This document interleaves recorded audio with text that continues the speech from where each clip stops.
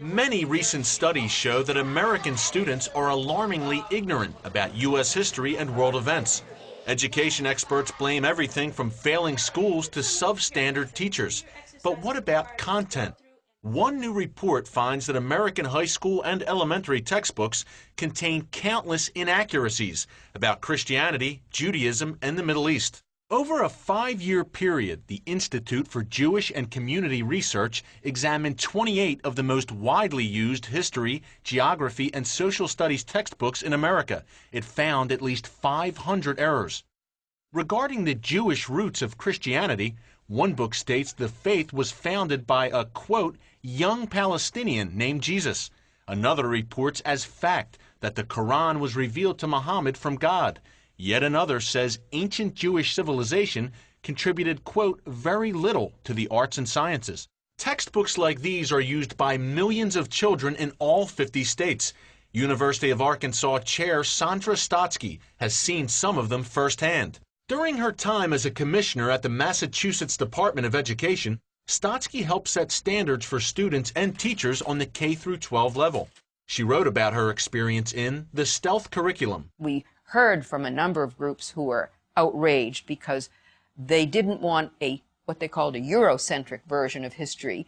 They literally wanted an Islamocentric version of history, which means that you look at the world from the perspective of Islam and you don't talk about any negative aspects of Islam. After 9/11, Stotsky and the Massachusetts Board organized a special seminar for K-12 teachers to learn about Islamic history in the Middle East. Harvard University's Center for Middle Eastern Studies helped organize the seminar. Stotsky was shocked at the center's suggestions. They ranged from having students make prayer rugs, describe what it would be like to go on a Hajj, a pilgrimage, learn and memorize the 5 pillars of Islam, listen to and learn how to recite passages from the Quran, dress like a Muslim from a particular country. These are unacceptable practices in a public school. In fact, they would be unacceptable academic practices in any school. Harvard is one of 18 universities that receive government funding under Title VI of the Higher Education Act. To qualify for that funding, the universities are required to conduct outreach to K-12 teachers, helping them shape lessons for school children. The teachers think they're getting expert insight from university scholars about Islam in the Middle East.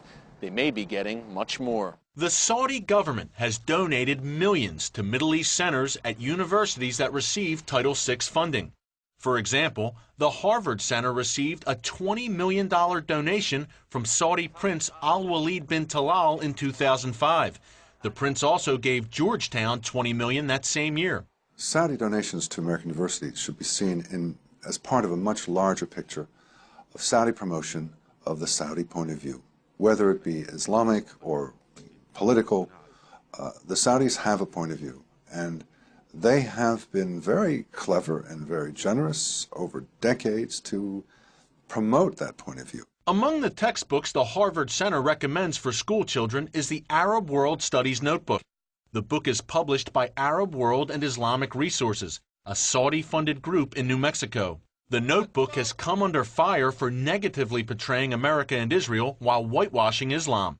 It's been banned by some school districts. It's very difficult to find any discussion of ancient Israel, that it actually existed in time as a country. They would discredit even the founding of the State of Israel by claiming that it was imposed by European or Western powers. One of the notebook's most controversial claims is that Muslims made it to the New World before Columbus. It states that some Native American chiefs even had Muslim names. Widespread criticism from scholars and Native American groups led to those passages being eventually removed. The book's author, Audrey Shabazz, did not respond to our request for an interview.